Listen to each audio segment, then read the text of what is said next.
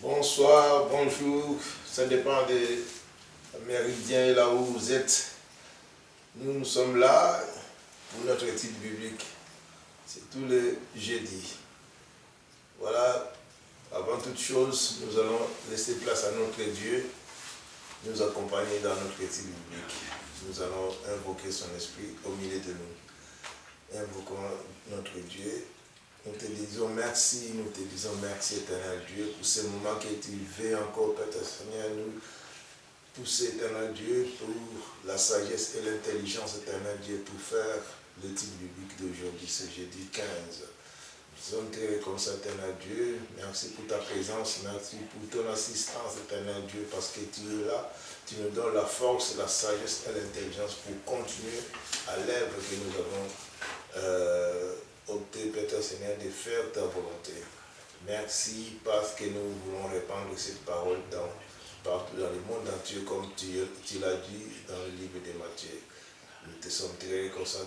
C'est un devoir pour nous, les chrétiens, nous qui croyons à notre Dieu. Et pourtant, éternel Dieu, tu nous as dit d'aller partout, répandre cette parole partout dans le monde entier et faire de ce monde des disciples. C'est pour cela, éternel Dieu, nous sommes là, Père Saint, pour ton devoir. Merci, sans toi, nous ne pouvons rien faire. Merci pour ton assistance. Du début jusqu'à ce moment, Père Saint, tu es toujours avec nous, tu nous accompagnes. Gloire au Père, gloire au Fils et gloire au Saint-Esprit. Amen. Oui, Seigneur, nous te louons, nous te rendons grâce. Béni sois-tu et gloire à toi. Nous te remercions, Seigneur, pour ces instants où tu nous permets encore de méditer autour de ta parole qui est la vérité, qui est la vie. Que celle-ci, Seigneur, ne retombe pas à toi sans avoir fait ta volonté, sans avoir béni ton peuple, et que toute la gloire t'en revienne. Gloire au Père, gloire au Fils et gloire au Saint-Esprit. Amen. Amen. Amen. Oui, Éternel, sois loué, sois béni, sois glorifié, oh mon Dieu.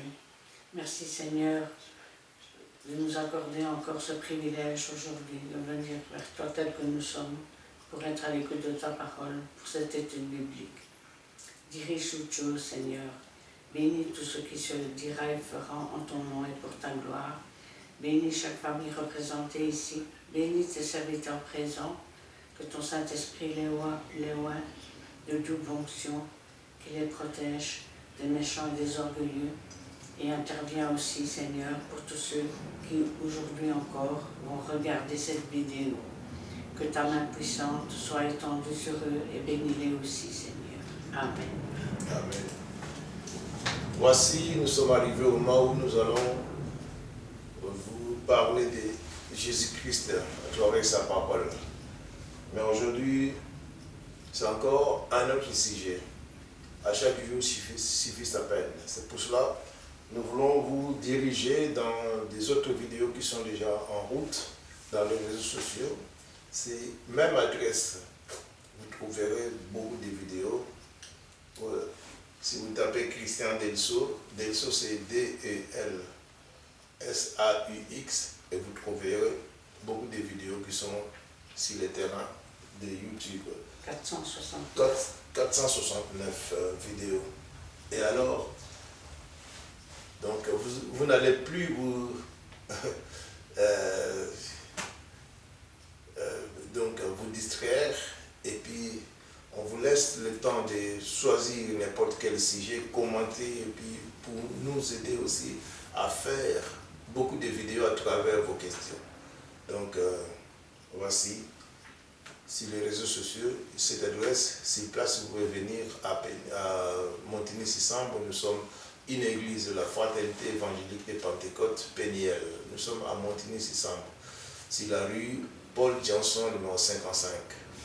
C'est le code postal, c'est 6061. Donc, aujourd'hui, nous sommes là. Nous voulons vous présenter encore un nouveau sujet qui est le partage, pasteur Christian. Amen.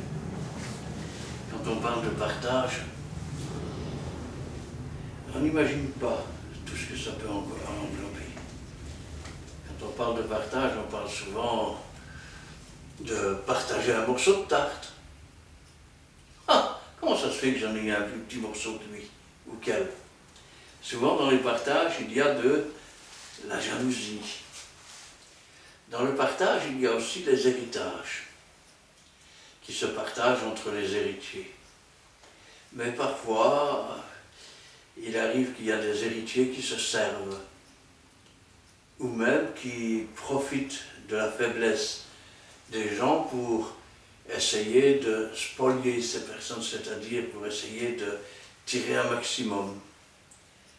Pourquoi on commence par là? Parce que, justement, dans le monde, il y a des pasteurs qui aussi essayent de tirer l'argent des vieux et des faibles.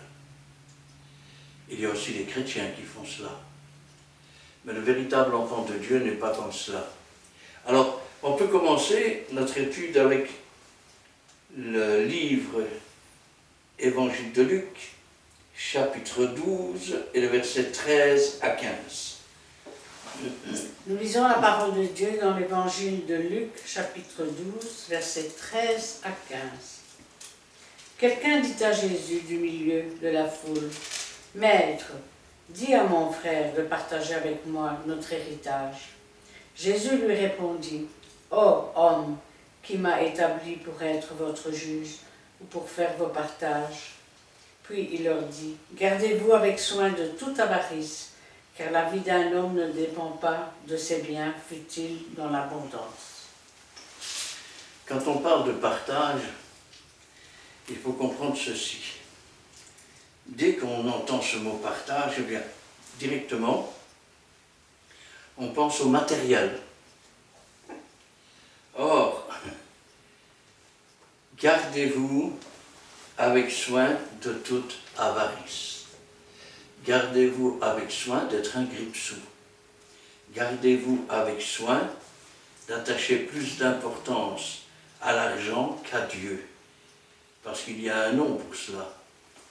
On ne peut pas servir Dieu et mammon, c'est-à-dire on ne peut pas servir Dieu et la recherche du pouvoir et de l'argent. Cet homme se plaint parce que son frère n'a pas partagé avec lui. Dieu n'est pas là pour faire nos partages d'héritage. Parce que la vie d'un homme ne va pas dépendre de ses biens. Il racontera d'ailleurs après l'histoire d'un homme dont les récoltes avaient été fabuleuses, qui avait battu les vieux greniers, qui en avait construit de plus grands, et puis qui allait se reposer. Et puis un ange vient le voir et lui dit, « Insensé que tu es. Aujourd'hui, ton âme va être redemandée, et tout ce que tu as semé, ça va être pour qui ?» Autrement dit, nous sommes venus au monde tout nus, nous n'emporterons rien. Ça veut dire que la véritable richesse, elle ne se trouve pas dans les biens matériels. Parce que les biens matériels, eh bien, il va falloir les abandonner à un moment donné. Et si à ce moment-là, nous n'avions que nos biens comme Dieu, eh bien, nous avons perdu notre Dieu. Par contre, si nous appartenons à Dieu, si notre âme appartient à Dieu, nous pouvons abandonner tout ce que nous avons sur la terre parce que nous avons une demeure dans le ciel. Et cette demeure, c'est Jésus qui nous l'a préparée. Notamment lorsqu'il a dit, je vais vous préparer une place et lorsque je reviendrai, je vous prendrai avec moi parce que là où je suis, je veux que vous y soyez.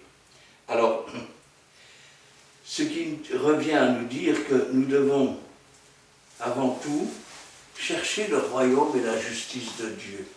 Et toute chose, du moins ce que nous avons besoin, nous sera donné en plus. Là, nous sommes dans Josué, chapitre 19, le verset 49 à 51. Nous lisons la parole de Dieu dans le livre de Josué, chapitre 19, le verset 49 à 51. Lorsqu'il eut achevé de faire le partage du pays, après ses limites, les enfants d'Israël donnèrent à Josué, fils de Nun, une possession au milieu d'eux. Selon l'ordre de l'Éternel, ils lui donnèrent la ville qu'il demanda, Timnath-Serah, dans la montagne d'Éphraïm. Il bâtit la ville et y fit sa demeure. Telle sont l'héritage que les sacrificateurs Éléazar, Josué, fils de Num, et le chef de famille des tribus des enfants d'Israël distribuèrent par le sort devant l'Éternel à Silo, à l'entrée de la tente d'assignation. Ils achevèrent ainsi le partage du pays. Quand les tribus d'Israël sont arrivées dans le pays, on a partagé le pays pour les 12 tribus d'Israël. Le partage était fini. Vous savez, quand on vient à Jésus, Dieu nous donne en partage les dons du Saint-Esprit. Il nous donne en partage les ministères. Alors tout est partagé, c'est fini, il n'y a plus rien. Pourtant, Josué et les sacrificateurs vont recevoir quelque chose. Une chose qu'ils vont demander eux-mêmes. Et cette chose, c'est Timnath Serak. En français, après que le partage est fait, ce qu'ils veulent, c'est la part supplémentaire.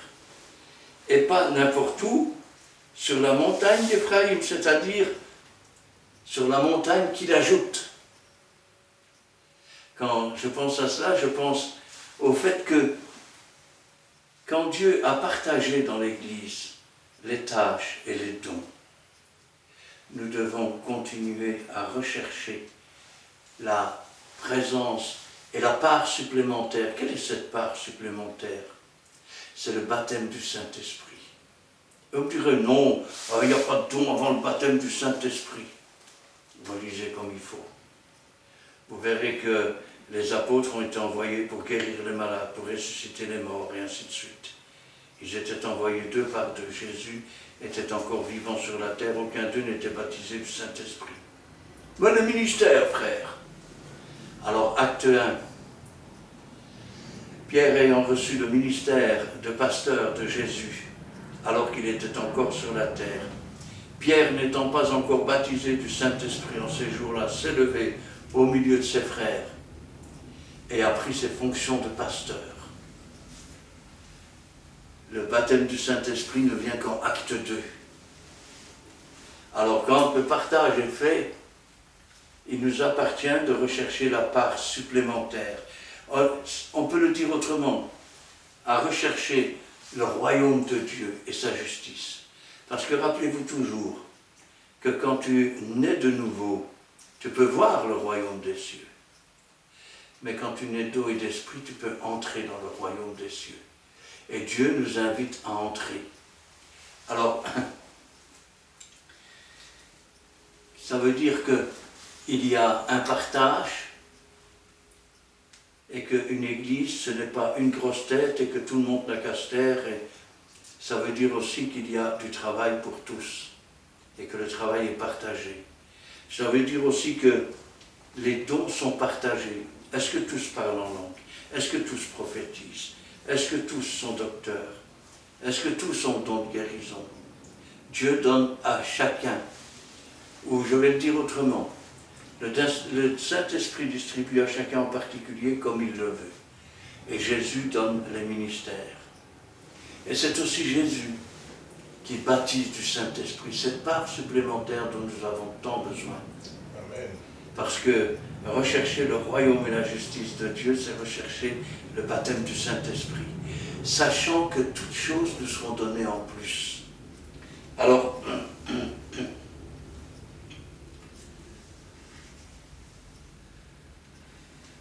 les offrandes à Dieu en partage. Et là, nous sommes dans 1 Samuel, chapitre 2, et le verset 6 à 9. Nous lisons la parole de Dieu dans le livre de 1 Samuel, chapitre 2, versets 6 à 9. L'Éternel fait mourir et il fait vivre. Il fait descendre au séjour des morts et il en fait remonter. L'Éternel appauvrit et il enrichit. Il abaisse et il élève. De la poussière il retire le pauvre. Du fumier, il relève l'indigent pour les faire asseoir avec les grands, et il leur donne en partage un trône de gloire. Car à l'Éternel sont les colonnes de la terre, et c'est sur elles qu'il a posé le monde. Il gardera les pas de ses bien-aimés, mais les méchants seront anéantis dans les ténèbres, car l'homme ne triomphera point par la force. Il y a un passage qui dit « Ni par force, ni par puissance, mais par mon esprit, dit le Seigneur. » L'Éternel fait mourir et fait vivre. Il fait descendre au séjour des morts, il en fait remonter. L'Éternel appauvrit et l'enrichit, il abaisse, il élève. De la poussière, il retire le pauvre. Du fumier, il relève l'indigent, pour les faire asseoir avec les grands. Et il leur donne en partage un trône de gloire. Quand je pense à cela, je pense à tous ceux qui sont, on ne va pas dire dans le fumier, on va dire dans la boue du péché. Il y a quelqu'un, c'est Anne Bonne, qui a dit cela. Elle était dans les camps de concentration, c'était des Juifs. Ses parents étaient tués là-dedans. Et elle a pu dire, aussi profonde que soit la fosse dans laquelle on te jette, la main de l'Éternel peut descendre encore plus profond pour aller te chercher et t'en remonter. Amen. Et quand je pense à cela, je dis, c'est le partage que Dieu nous donne, un trône de gloire. Il nous donne de pouvoir régner avec Jésus-Christ. Car il est écrit qu'au millénium, nous régnerons avec Jésus-Christ pendant 1000 ans. Et quand je pense à cela, je dis, Seigneur, tout est à lui. La Bible nous dit même, l'or et l'argent appartiennent à Dieu. Il dira même, quelle maison pourriez-vous me bâtir? Toutes ces choses, c'est moi qui les ai faites. Et pourtant, il partage tout avec nous. Sa victoire à Golgotha, il la partage avec les faibles, afin qu'ils deviennent forts et qu'ils puissent vaincre aussi. Ses couronnes, il les partage, afin que nous soyons couronnés de gloire. Le règne, pendant les 1000 ans, il le partage. Dieu est un Dieu qui veut partager avec nous. Il veut partager sa puissance. Il veut partager sa parole. Rappelez-vous ce que Jésus a dit en parlant à des disciples. Il a dit, tous, vous ferez toutes les choses que j'ai faites, vous en ferez de plus grandes. Et il partage les œuvres avec ses enfants. Amen. Et quand je pense à cela, je dis, Seigneur, quand on parle de partage, souvent on pense à bien des choses, mais rarement à cela. Alors, parfois, le partage, c'est aussi la souffrance. Je ne parle pas de partager la souffrance avec quelqu'un. Pourtant, je vais vous dire une chose. Il est impossible de ramener une âme à Jésus-Christ sans avoir l'amour des âmes. Et quand on a l'amour des âmes, ça veut dire aussi qu'on a la compassion. Et la compassion, c'est comme si on partageait avec l'autre sa douleur et sa souffrance. Parce que la souffrance est aussi une chose que parfois nous recevons en partage. Alors là, nous sommes dans Job, chapitre 7, le verset 1 à 3. Nous lisons la parole de Dieu dans le livre de Job, chapitre 7, le verset 1 à 3. Les sorts de l'homme s'éclatèrent et celui d'un soldat, et ses jours sont ceux d'un mercenaire. Comme l'esclave soupire après l'ombre, comme l'ouvrier attend son salaire, ainsi Dieu, pour partage des mois de douleur, j'ai pour mon lot des nuits des souffrances. Tout le monde connaît l'histoire de Job. Or, vous savez qu'aujourd'hui, il y a ce qu'on appelle l'évangile des brocanteurs, des maquignons, l'évangile à l'eau de rose, qui consiste à dire, quand tu viens au Seigneur, il ne t'arrivera plus jamais rien. Or, laissez-moi vous dire que le malheur atteint souvent le juste, que son lot est souvent un lot de souffrance, un lot de difficultés. Mais si le malheur atteint souvent le juste, il est écrit aussi que l'Éternel l'en délivre toujours. Et il nous dit que toutes ces choses concourent au bien de ceux qui aiment Dieu. Ce qui veut dire que chaque obstacle, chaque difficulté, chaque souffrance, qui est en quelque sorte le lot de notre partage, puisque Dieu partage, elles sont destinées à nous rendre plus forts, à nous rendre vainqueurs, à nous permettre d'avancer spirituellement. Pas travailler de plus en plus vite, mais de mieux en mieux. Et ça, c'est le partage aussi des chrétiens. Il y a aussi le partage, on pourrait appeler ça le sort de méchants. Et là, nous sommes dans Job, chapitre 15, versets 20 à 26. Nous lisons la parole de Dieu dans le livre de Job, chapitre 15, versets 20 à 26. Le méchant passe dans l'angoisse tous les jours de sa vie, toutes les années qui sont le partage de l'impie. La voix de la terreur retentit à ses oreilles. Au sein de la paix, le dévastateur va fondre sur lui. Il n'espère pas échapper aux ténèbres.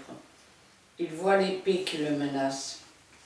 Il court ça et là pour chercher du pain. Il sait que le jour des ténèbres l'attend. La détresse et l'angoisse l'épouvantent. Elle l'assaille comme un roi prêt à combattre, car il a levé la main contre Dieu, il a bravé le Tout-Puissant, il a eu l'audace de courir à lui sous le dos épais de ses boucliers. Voilà l'histoire du méchant. Le méchant, c'est celui qui finit par s'enfuir sans que personne ne le poursuive. C'est celui aussi qui est dans l'angoisse. C'est celui qui passe tous les jours de sa vie à s'angoisser. Quel genre d'angoisse peut avoir le méchant?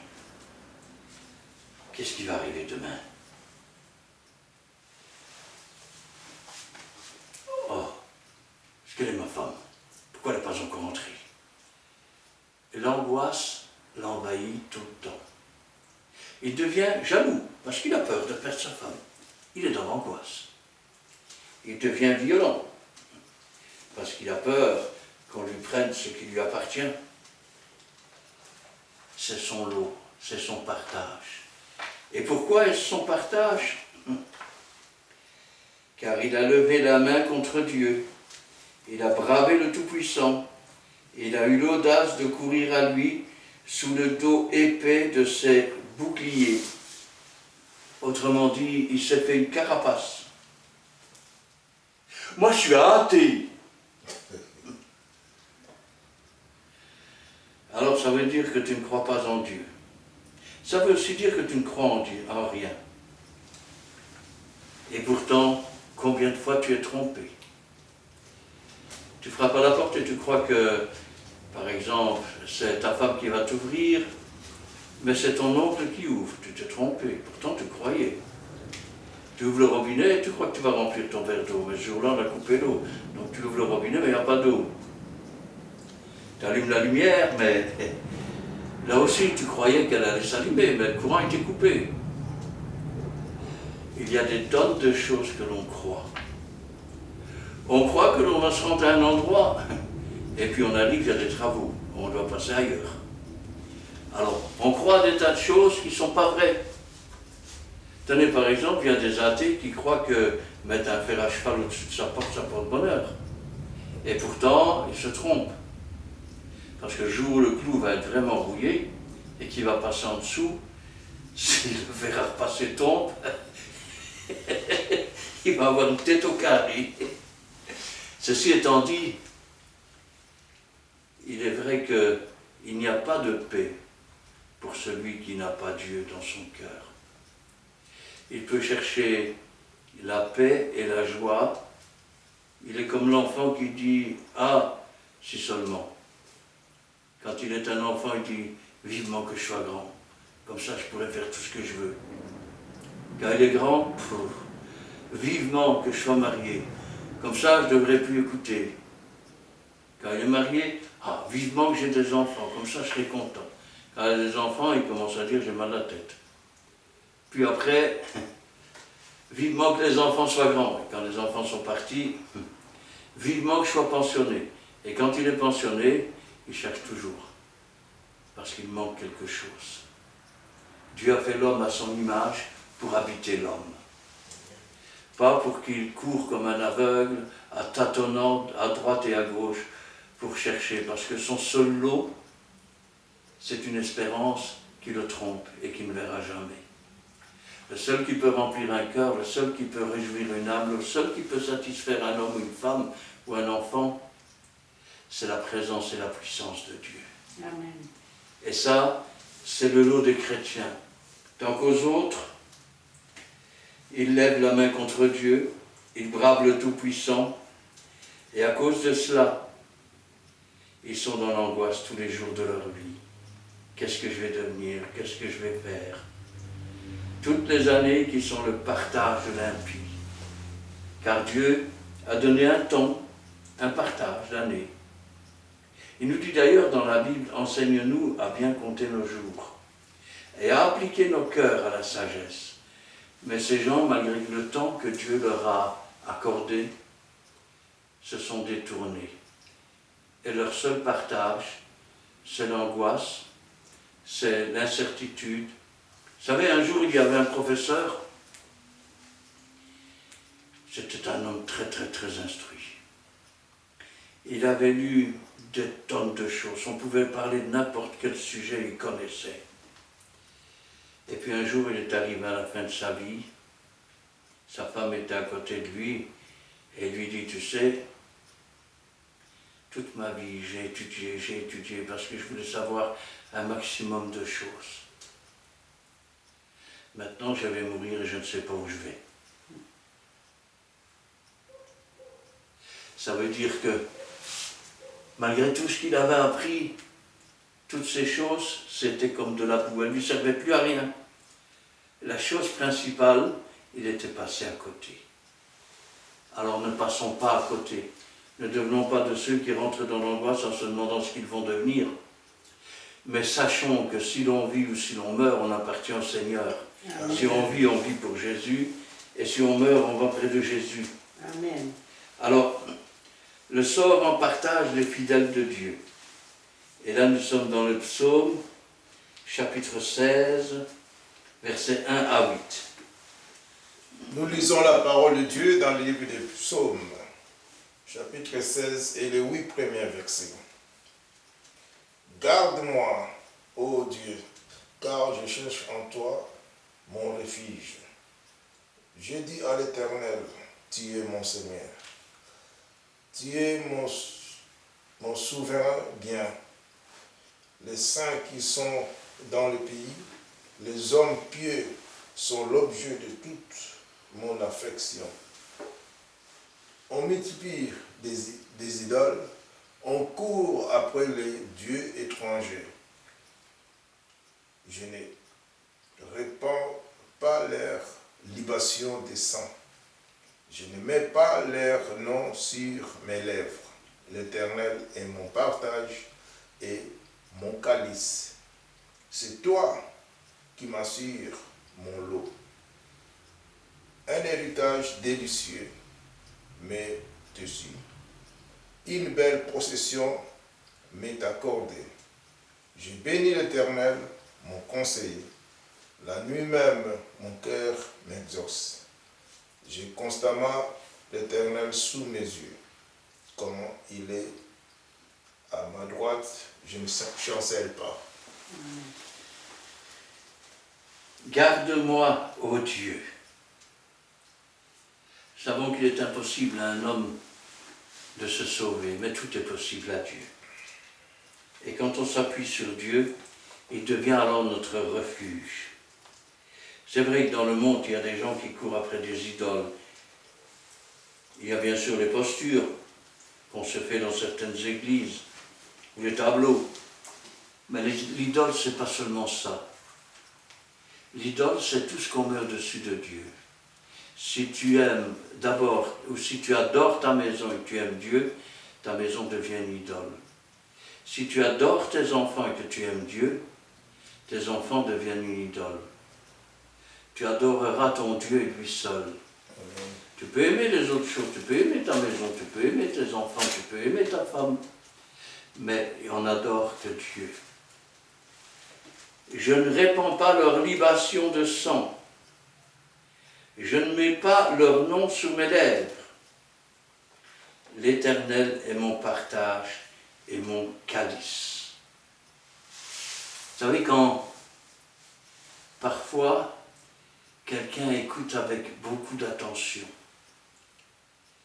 au point qu'il est subjugué par les paroles, on dit qu'il boit les paroles. Eh bien ici, je ne mets pas leur nom sur mes lèvres, l'Éternel est mon partage, il est mon calice. C'est-à-dire que je bois les paroles de l'Éternel. C'est toi qui m'assures mon lot ou mon partage ou mon héritage. Un héritage délicieux m'est échu. Une belle possession m'est accordée. Quand il parle d'une belle possession, il parle du salut. Il parle d'une nouvelle naissance. Il parle de Timnath Serak, la part supplémentaire, c'est-à-dire le Saint-Esprit. Une belle possession m'est accordée. Je bénis l'Éternel, mon conseiller. La nuit même, mon cœur m'exhorte. J'ai constamment l'Éternel sous mes yeux. Quand il est à ma droite, je ne chancelle pas. Autrement dit, quand l'Éternel est notre berger, quand nous marchons dans l'empreinte de ses pas, nous ne chancellerons jamais. Amen. Si maintenant nous nous détournons du chemin, alors nous tomberons sûrement au chemin. Et si l'ange de l'Éternel n'était pas là pour nous garder, s'il ne nous portait sur ses mains, s'il ne nous arrachait au danger, si le Saint-Esprit ne venait pas nous convaincre de péché, de justice et de jugement, nous serions incapables alors de retrouver le chemin de la droiture. Le partage des insensés. Proverbes, chapitre 3, versets 32 à 35. Nous lisons la parole de Dieu dans le livre des Proverbes, chapitre 3, versets 32 à 35. Car l'Éternel a en horreur les hommes pervers, mais il est un ami pour les hommes droits. La malédiction de l'Éternel est dans la maison du méchant, mais il bénit la demeure des justes. Il se moque des moqueurs, mais il fait grâce aux humbles. Les sages hériteront la gloire, mais les insensés ont la honte en partage. L'Éternel a en horreur les hommes pervers. Qu'est-ce que c'est que la perversité? Une voix qui est pervertie, c'est une voix qui est souillée. Quand une femme traite un homme de pervers, ce qui veut dire qu'il essaye de la souiller. Quand on parle de perversité, on peut parler aussi de toutes sortes d'envies malsaines. Mais il est un ami pour l'homme droit. La malédiction de l'Éternel est dans la maison du méchant. Quand on refuse Jésus, quand on reste dans le péché, on reste alors sous la malédiction du péché. Le salaire du péché, c'est la mort. Et la bonne nouvelle, c'est que Jésus-Christ a pris sur ses épaules la punition de nos péchés. Si nous demeurons dans le péché, nous demeurons dans la malédiction du péché. Si nous nous tournons vers Jésus, nous devenons alors les amis de Jésus et Jésus devient notre ami. Pourquoi certaines personnes peuvent prédire les choses qui vont arriver? Rappelez-vous, Abraham était l'ami de Dieu et quand les trois personnages sont venus, ils allaient détruire Sodome, qu'est-ce qu'ils ont dit à Abraham? Abraham était leur ami. Cacherai-je à Abraham ce que je vais faire? Et Dieu révèle ainsi à ses serviteurs et à ses servantes les choses parfois qui sont à venir. La malédiction de l'Éternel est dans la maison du méchant, mais il bénit la demeure des justes. Il se moque des moqueurs. Quand on pense à un moqueur, on pense à quelqu'un qui se moque de Dieu. « Ah, ton Dieu !» C'est pas un moqueur, c'est un ignorant, ça. Par contre, il est clairement écrit dans la Bible que le vin est moqueur.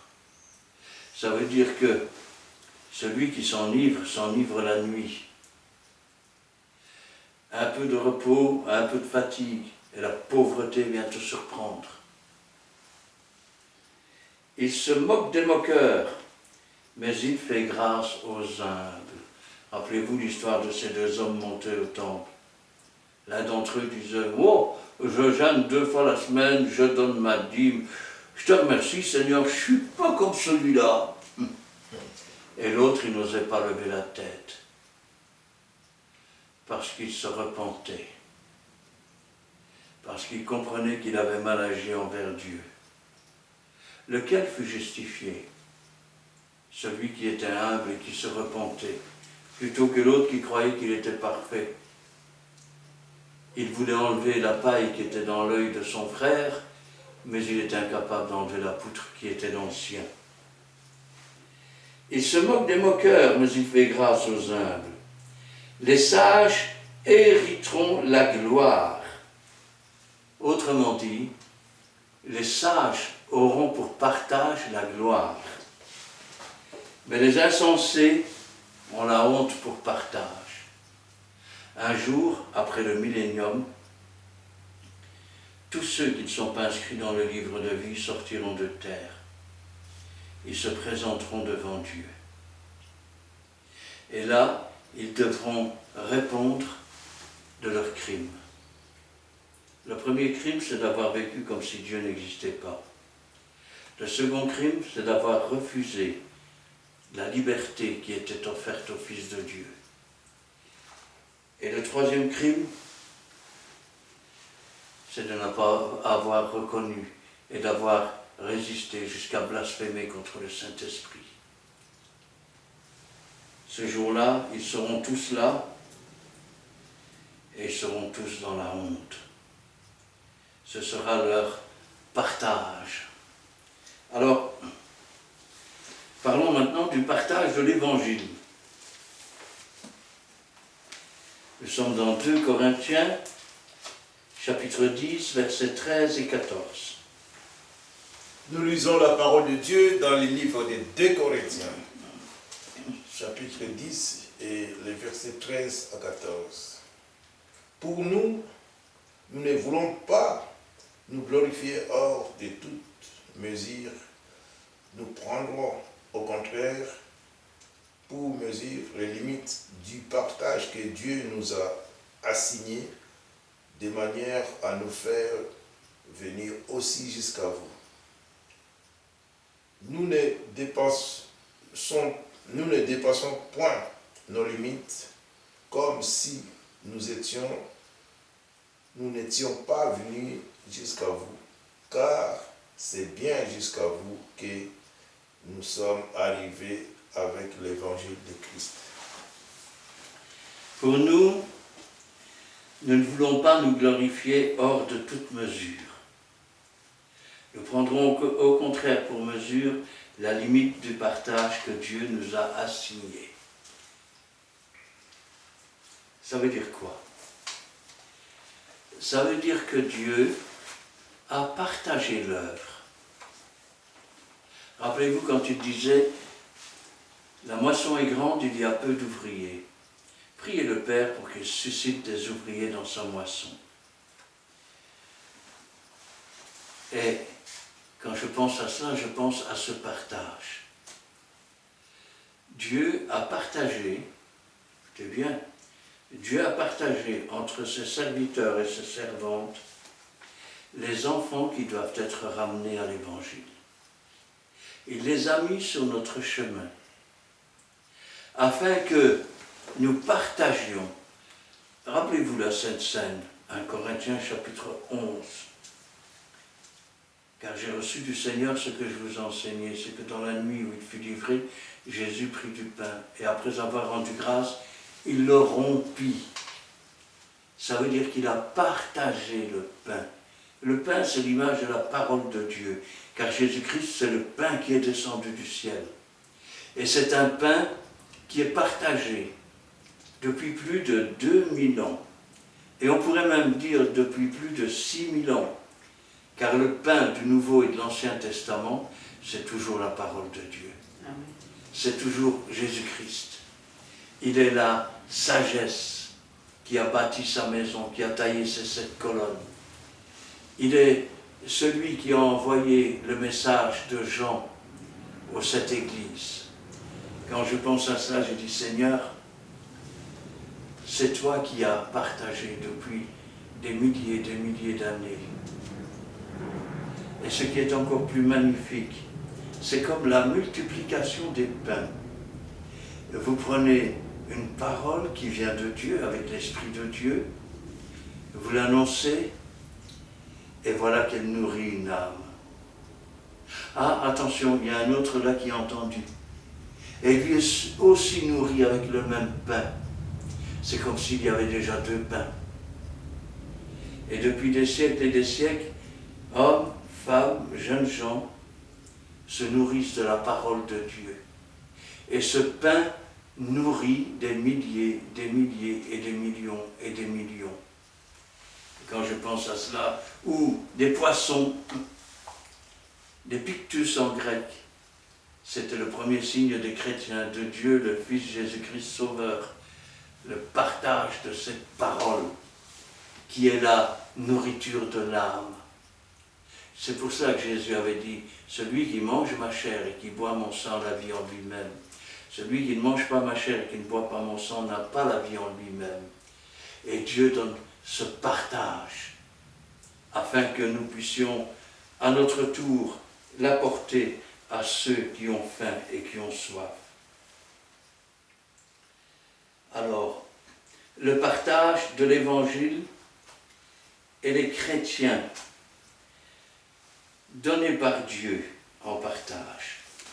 Et là, nous sommes dans Hébreux. Non. 1 Pierre. Ah, pardon, là j'ai sauté les numéros. Nous sommes dans 1 Pierre, chapitre 5, versets 1 à 4. Nous lisons la parole de Dieu dans le livre de 1 Pierre, chapitre 5, versets 1 à 4. Voici les exhortations que j'adresse aux anciens qui sont parmi vous. Moi, ancien comme eux, témoin de souffrance de Christ et participant de la gloire qui doit être manifestée. Paisez le troupeau de Dieu qui est sous votre garde, non pas par contrainte, mais volontairement, non pour un gain sordide, mais avec dévouement, non comme dominant sur ceux qui vous sont échus en partage, mais en étant les modèles du troupeau. Et lorsque le souverain pasteur apparaîtra, vous obtiendrez la couronne incorruptible de la gloire. Qu'est-ce qu'il dit? L'ancien parle aux autres anciens. C'est un message qui s'adresse aux pasteurs. C'est un message qui s'adresse aux anciens. C'est un message qui s'adresse aux diacres, à tous ceux qui enseignent aussi. Paissez, c'est-à-dire nourrissez le troupeau de Dieu, qui est sous votre garde. C'est Dieu qui l'a amené. Nous avons une responsabilité. Vous savez, le pasteur, quand il y a un problème, il doit se mettre sur la tour et il doit sonner de la trompette. Si le peuple se lève, il a gagné le peuple. Si le peuple ne se lève pas après qu'il a sonné de la trompette et que le peuple meurt, le peuple sera responsable de sa mort. Si maintenant il ne sonne pas et que le peuple meurt, c'est alors lui qui est responsable de la mort du peuple. Non par contrainte, pas parce qu'on est obligé. Vous savez, quand on sert Dieu, c'est pas encore... Non pour un gain sordide, pas pour de l'argent, pas, je vais dire, par profit, mais avec dévouement, c'est-à-dire volontairement, par amour. Non comme dominant sur ceux qui vous sont échus en partage. Retirez-vous de là, c'est moi le pasteur ici. Non comme dominant sur ceux qui sont échus en partage, mais en étant les modèles du troupeau. En étant les modèles du troupeau. Ici, je m'adresse à tous ces pasteurs défroqués et à ces faux pasteurs. Quel modèle donnez-vous? Quand vous volez dans la caisse, quel modèle donnez-vous quand vous commettez des adultères? Quel modèle donnez-vous quand par esprit de parti, vous donnez raison à quelqu'un qui a tort et vous donnez tort à celui qui a raison? Nous devons être des modèles. Quand le chrétien nous regarde, il regarde un pasteur, il ne regarde pas un homme. Et le pasteur doit être digne de ce qu'il représente. Parce que ce soit un pasteur, que ce soit un ancien ou que ce soit un diacre, nous sommes des représentants du royaume céleste. Nous ne devons pas représenter la déchéance humaine et mondaine, mais nous devons représenter le royaume des cieux. Mais en étant des modèles du troupeau. Et lorsque le souverain pasteur paraîtra, vous obtiendrez la couronne incorruptible de la gloire, qui nous sera donnée en partage aussi. Ce qui veut dire aussi que quand les gens viennent à l'église, ils ne viennent pas par hasard. C'est Dieu qui les a conduits. Nul ne peut venir à moi, dit le Seigneur, si le Père ne les a attirés. Et si le Père les a attirés et qu'il les amène vers nous, ce n'est pas pour que nous en fassions des fils de la géhenne 2 fois pire que nous. Rappelez-vous ce que Jésus disait. Faites ce qu'ils disent, ne faites pas ce qu'ils font. Il parlait des gens d'église. Dieu nous demande d'être des modèles. Comment devenir le modèle? Il va falloir prendre un gabarit. Vous savez, quand on répare une pièce, eh bien, on met un gabarit. Si la pièce ne correspond pas au gabarit, elle n'est pas bonne. Qui est notre gabarit? C'est Jésus-Christ. Il doit être notre modèle à nous, les serviteurs, afin que les chrétiens, quand ils nous regardent, ils voient en nous aussi un modèle, à la ressemblance du Seigneur. Rappelez-vous ce que disait Jésus, « Tout disciple accompli est semblable à son maître ». J'ai entendu un pasteur qui m'a dit un jour, « Il est impossible à un chrétien d'être semblable à Jésus ». Quand Jésus lui-même dit que tout disciple accompli, qu'est-ce que c'est qu'un disciple accompli? C'est un disciple qui s'est repenti, qui a changé de vie, qui a pris son baptême d'eau, c'est-à-dire qui a pris un engagement de bonne conscience envers Dieu, qui a reçu de Dieu un ministère, qui a reçu de Jésus un ministère, qui a reçu du Saint-Esprit des dons, qui a été baptisé du Saint-Esprit. Il est devenu un disciple accompli. C'est-à-dire que ce n'est plus lui qui parle, c'est Dieu qui parle au travers de lui. Son regard n'est pas le regard d'un homme qui essaye de trouver ce qu'il y a dans le soutien-gorge d'une femme ou en dessous de la jupe d'une femme. Son regard, c'est celui de Jésus. Un regard d'amour, un regard de compassion. Ces paroles ne sont pas là pour faire de lui un artiste. Ces paroles sont là pour toucher le cœur du peuple, avec le Saint-Esprit. Parce que quand il ouvre la bouche, c'est Dieu qui la remplit. C'est cela le véritable modèle. Et lorsque le souverain pasteur paraîtra, quand je pense qu'il y a des gens aujourd'hui qui se disent pasteurs et qui ne croient même pas que Jésus va revenir, mais il le dit, quand le souverain pasteur, c'est-à-dire à la voix d'un archange, un signal donné par Dieu, au son de la trompette de Dieu, Jésus-Christ apparaîtra sur les nuées. Quand le souverain pasteur apparaîtra, nous obtiendrons la couronne incorruptible de gloire. Alors, quand je pense à cela, je pense aussi au fait que nous devons toujours nous rappeler que quand nous nous sommes approchés de Dieu, nous nous sommes approchés de celui qui est parfait, de celui qui a un plan. Il ne manquera pas, parce que tout ce que sa bouche dit, son bras l'accomplit. Amen. Et là, nous sommes dans Ésaïe 35, le chapitre 35.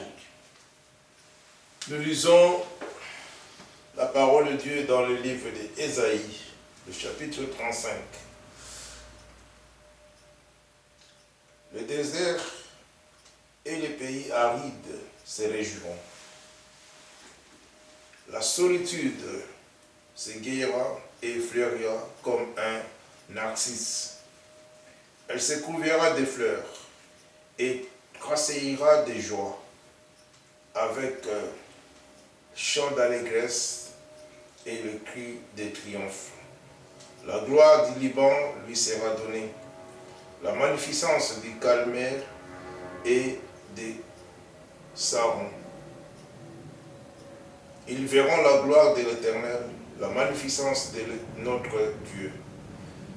Fortifiez les mains languissantes et affermissez les genoux qui chancellent. Dis à ceux qui ont le cœur troublé, prenez courage, ne crains point. Voici notre Dieu, la vengeance viendra, la rétribution de Dieu. Il viendra lui-même et vous sauvera. Alors s'ouvriront les yeux des aveugles, s'ouvriront des oreilles des sourds. Alors les boiteux sortiront comme un cerf, et la langue du muet s'éclatera de joie, car des eaux jailliront dans le désert et le ruisseau dans la solitude. Le mirage se changera en étang et la terre séchée en source d'eau. Dans les repères qui servaient d'Égypte aux chacals, croîtront les ruisseaux et des joncs. Il y aura là un chemin frayé, une route qu'on appellera la voie sainte. Nul impie s'y passera. Elle sera pour eux seule. Ceux qui la suivront, même les insensés ne pourront s'égarer. Si cette route, point de lion, ni bête féroce ne la prendra, nul ne s'y rencontrera. Les délivrés y marcheront. Les rachetés de l'Éternel retourneront. Ils iront à Sion avec chant de triomphe. Et une joie de l'Éternel couronnera leur tête.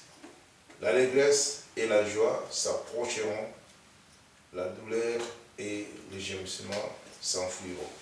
Promesse de Dieu, Voilà. promesse qu'il a accomplie.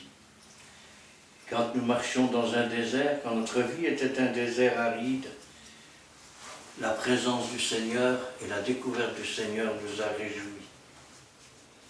La solitude s'est égayée et nous avons commencé à revivre, à fleurir comme un narcisse. Nous nous sommes couverts de fleurs, comme un arbre qui se couvre de fleurs avant de porter ses fruits. Nous avons tressailli de joie, nous avons chanté avec allégresse des cris de triomphe, parce que Christ nous a acquis la victoire sur la croix du Calvaire. Amen.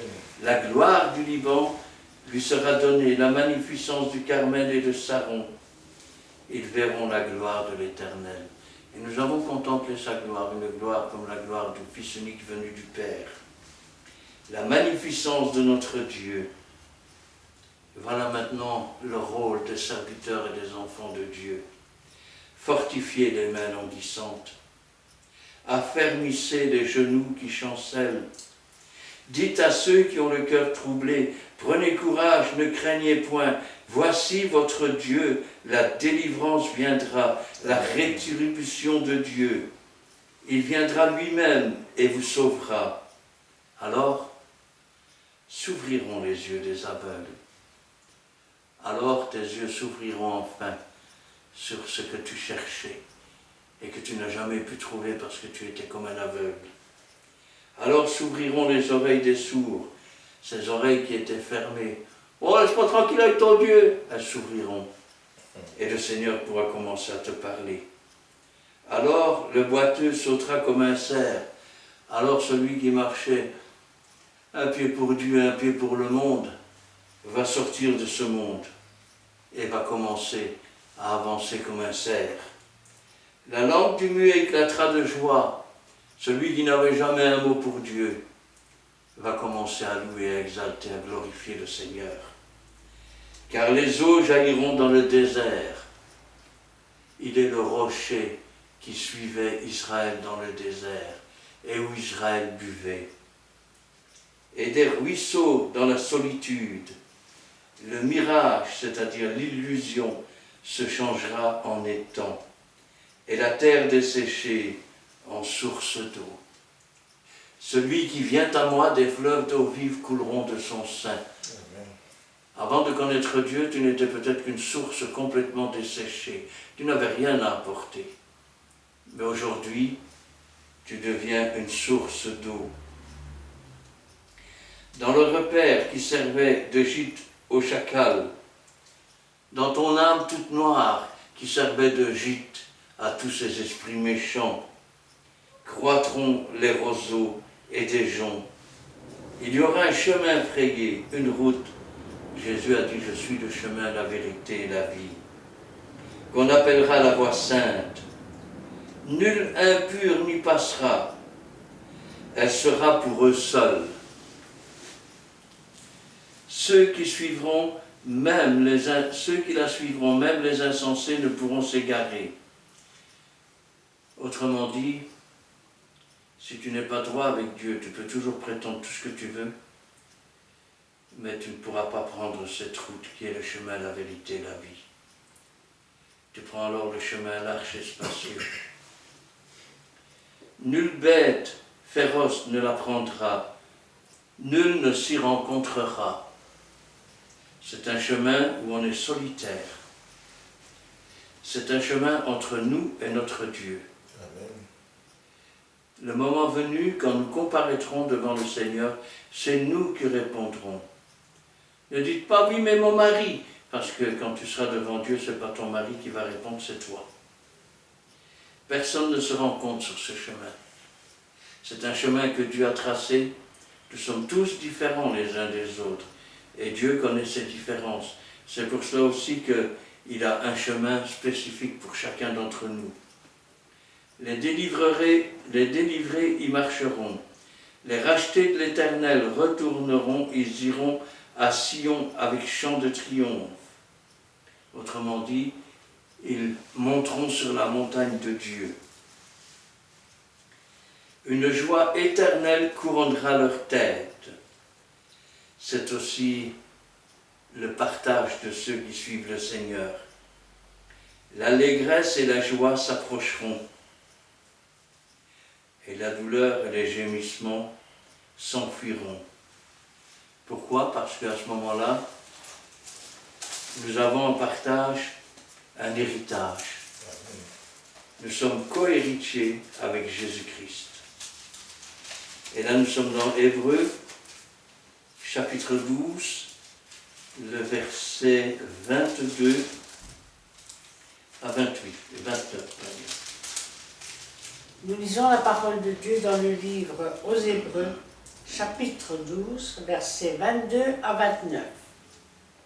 Mais vous, vous êtes approchés de la montagne de Sion, de la cité de Dieu, du Dieu vivant, la Jérusalem céleste, des myriades qui forment le cœur des anges, de l'assemblée des premiers-nés inscrits dans les cieux, du juge qui est le Dieu de tous, des esprits justes parvenus à la perfection, de Jésus qui est le médiateur de la nouvelle alliance et du sang de l'aspersion qui parle mieux que celui d'Abel. Gardez-vous de refuser d'entendre celui qui parle, car si ceux-là n'ont pas échappé, qui refusèrent d'entendre celui qui publiait des oracles sur la terre, combien moins échapperons-nous si nous nous détournons de celui qui parle du haut des cieux, lui dont la voix alors ébranla la terre et qui maintenant a fait cette promesse. Une fois encore, j'ébranlerai non seulement la terre, mais aussi le ciel. Ces mots, une fois encore, indiquent le changement des choses ébranlées comme étant créées, afin que les choses inébranlables subsistent. C'est pourquoi, recevant un royaume inébranlable, montrons notre reconnaissance en rendant à Dieu un culte qui lui soit agréable, avec piété et avec crainte, car notre Dieu est aussi un feu dévorant. Mais nous nous sommes approchés. Ainsi, Dieu nous a donné en héritage la vie éternelle. Amen. Nous nous sommes approchés de la montagne de Sion, de la cité du Dieu vivant. Quand Jésus disait déjà vous êtes assis dans les lieux célestes, il parlait de ceux qui recevraient le Saint-Esprit. La Jérusalem céleste, des myriades qui forment le cœur des anges, de l'assemblée des premiers-nés inscrits dans les cieux, du juge qui est le Dieu de tous et des esprits des justes, parvenus. Parvenus à quoi? À la perfection. Ah non, il n'y a personne de parfait sur la terre. Vous n'avez qu'une religion. Celui qui marche selon l'esprit ne pêche pas. Et Jésus dit lui-même dans sa parole, parvenu à la perfection, tout disciple est semblable à son maître. Avez-vous déjà vu le maître voler une vieille? Avez-vous déjà vu le maître courir après une autre femme? Avez-vous déjà vu le maître donner tort à celui qui a raison et raison à celui qui a tort? Jésus, qui est le médiateur de la nouvelle alliance, et du sang de l'aspersion qui parle mieux que celui d'Abel. Gardez-vous de refuser d'entendre celui qui parle. Il ne parle pas, excusez-moi l'expression, de mener une petite proute de vie de chrétien avec ce petit péché mignon. Parce que le salaire du péché, c'est la mort. Mais il parle de parvenir à la perfection. Il parle de devenir un disciple accompli semblable à son maître. Car si ceux-là n'ont pas échappé, qui refusèrent d'entendre celui qui publiait les oracles sur la terre, combien moins échapperons-nous si nous nous détournons de celui qui parle du haut des cieux. Lui dont la voix alors ébranla la terre, et qui maintenant fait cette promesse. Une fois encore j'ébranlerai non seulement la terre, mais aussi le ciel. Ces mots, une fois encore, indiquent le changement des choses ébranlées, comme étant faites pour un temps, afin que les choses inébranlables subsistent. Je veux le dire autrement, lui qui autrefois a ébranlé la terre tremblait, les hommes disaient « Nous ne voulons plus entendre cette voix, nous allons mourir ». Ce qu'ils ont dit est bien, et Dieu leur a suscité un autre sauveur, Jésus-Christ, le Fils de Dieu. Mais un jour viendra où ces choses ébranlables seront encore ébranlées. Le ciel sera roulé comme un manteau. La terre ne sera plus trouvée. Et Dieu fera une nouvelle terre et des nouveaux cieux. Et le tabernacle de Dieu descendra avec ses saints. Et nous vivrons dans cette cité céleste. Jésus-Christ sera le flambeau de la cité. Il n'y aura plus ni jour ni nuit, car les premières choses auront disparu. Voici, dit Dieu, je fais toutes choses nouvelles. Les changements des choses ébranlées comme étant faites pour un temps, afin que les choses inébranlables subsistent. Les choses qui sont faites pour un temps, c'est Dieu qui mesure le temps. Et le moment venu, ces choses ébranlables vont être ébranlées, disparaître. Et elles vont faire place à cette chose qui est fixe, définitive, inébranlable, où plus jamais il n'y aura un enfant qui souffre, où il n'y aura plus de larmes qui coulent sur les yeux, où Dieu sera le consolateur, et où la joie et la paix seront là jour et nuit pour les temps et pour l'éternité. C'est pourquoi, recevant un royaume inébranlable, montrons notre reconnaissance. C'est pourquoi, recevant en partage ce royaume inébranlable, soyons reconnaissants en rendant à Dieu un culte qui lui est agréable. Qu'est-ce qu'un culte agréable? Certains pensent qu'ils seront exaucés à force de longues prières, mais ils se trompent. J'ai vu des pasteurs qui jouaient la comédie. Dieu vous aime! Oui, c'est joli. Ça fait de l'effet dans la salle, mais ça n'a rien à voir. Rendre un culte agréable à Dieu, c'est se placer soi-même sur l'autel de Dieu. C'est renoncer à soi-même. C'est s'offrir tout entier à Dieu, pour que Dieu puisse faire de nous une nouvelle créature, pour que nous devenions l'instrument entre les mains de Dieu. Que ce ne soit plus nous qui vivions, comme disait l'apôtre Paul, mais que ce soit Christ qui vive. Que nous puissions regarder Jésus, écouter Jésus, respirer Jésus, parler Jésus, marcher Jésus, vivre Jésus et mourir Jésus pour ressusciter Jésus. Et qu'ainsi, Jésus-Christ lui-même ne soit pas mort inutilement en ce qui nous concerne. Que ce sang ne soit pas comme cette femme qui avait une perte de sang depuis des années, qui était allée voir tous les charlatans, tous les hommes religieux. Ça n'avait fait qu'empirer.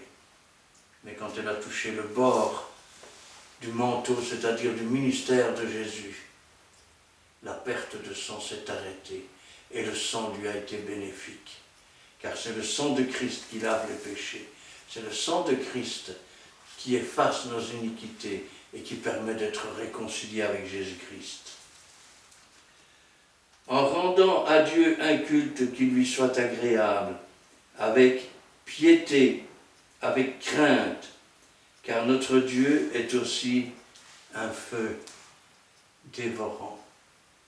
mieux vaut que le feu du Saint-Esprit brûle le reste des péchés et que le Saint-Esprit vienne faire son temple en toi, que de vivre sans le Saint-Esprit, de mourir. Et lorsque Dieu apparaîtra, tu seras consumé par ce feu, parce que ton péché sera toujours là et tu seras dévoré. La balle est dans ton camp. Tu veux partager quoi? La misère est ta misère toute ta vie? Ou tu veux recevoir en partage toutes les promesses que Dieu a préparées pour toi? En ce qui me concerne, j'ai partagé avec toi ce moment et cette parole, alors que le Seigneur te bénisse. Amen. Amen. Amen. Dernier mot, le Seigneur vous bénisse, vous tous qui suivez, qui nous suivez aussi. Et nous voulons vraiment que cette vidéo soit aussi revue de tout le monde. Likez, posez des questions, nous sommes là pour répondre. Donc, aidez-nous aussi, rentrez dans la barque avec cette aventure que nous avons commencé à partager la bonne nouvelle du royaume. Donc, c'est notre devoir, c'est ton devoir, c'est leur devoir aussi de partager cette bonne nouvelle. Donc, nous avons commencé par une prière. Nous voulons terminer par la prière. Merci Seigneur pour ce moment nous venons de passer en toi, pour toi éternel Dieu. Et avec toi éternel Dieu, nous savons que quand tu es à notre droite, que nous ne chancelons pas, Père éternel Seigneur. Nous ne tremblons pas éternel Dieu parce que tu nous guides nos pas éternel. Tu as fermé nos pas jusqu'ici, tu nous accompagnes. Merci de tous nos cœurs éternel Dieu. Bénis Père éternel Seigneur les peuples qui nous suivent. Bénis aussi, Père Seigneur, ceux qui veulent partager ton évangile. La bonne nouvelle du royaume est venue pour partager, faire de ce monde le disciple de Jésus. Merci de tous nos cœurs, Père. Nous voulons que tu tous aussi bénis notre chemin de retour. Nous manquerons pas, éternel Dieu, de dire merci sur tout ce que tu fais pour nous, éternel Dieu. Tu nous donnes encore la force pour prêcher jusqu'ici, éternel Dieu. Nous avons vu ta main puissante, ta main qui bénit. Nous te sanctifions, Père Saint. Nous voulons te lever cette prière dans le nom précieux de notre Seigneur Jésus-Christ. Amen. Oui, Seigneur, nous te louons, nous te rendons grâce.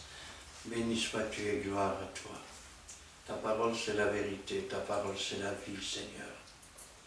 Et tu nous engages à la partager. Que cette parole, Seigneur, ne retourne pas à toi sans avoir fait ta volonté. Sans avoir béni ceux qui l'entendront, Seigneur. Sans avoir porté du fruit au milieu de leur cœur, et que ta bonté, ta miséricorde et ta grâce puissent se manifester, et que toute la gloire t'en revienne. Gloire au Père, gloire au Fils et gloire au Saint-Esprit. Amen. Amen. Amen. Merci Seigneur pour cet instant béni passant ta présence, pour cette étude biblique sur le partage. Donne-nous de retenir ton enseignement qui est précieux, qui est vrai, mais aussi Seigneur de mettre en pratique ta parole et de faire ta volonté dans toutes les circonstances de la vie qui se présentent à nous. Bénis chacun de nous, Seigneur. Bénis tes serviteurs aussi, protège-les par ton Saint-Esprit, Seigneur. Visite aussi tous ceux qui te sont fidèles à travers les réseaux sociaux. Bénis-les aussi. Et vous qui regardez fidèlement les vidéos, soyez nombreux à liker, à partager, afin que la parole de Dieu soit propagée dans le monde entier. N'hésitez pas à mettre un commentaire si vous le désirez, et les serviteurs présents se feront un plaisir de vous répondre avec la parole de Dieu qui est vraie. Soyez tous bénis dans le nom puissant de Jésus-Christ. Amen. Amen. Voici, nous arrivons à la fin. Vaut mieux la fin d'une chose que son commencement.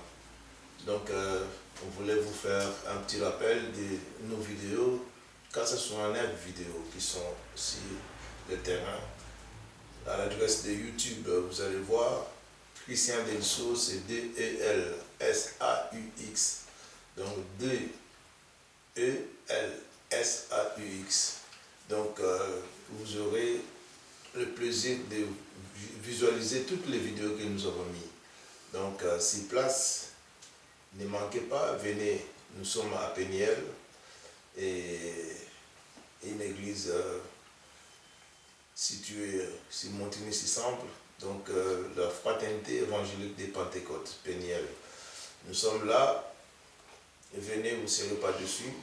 Tous les dimanches, nous sommes là de 10h30 à 13h pour le culte dominical.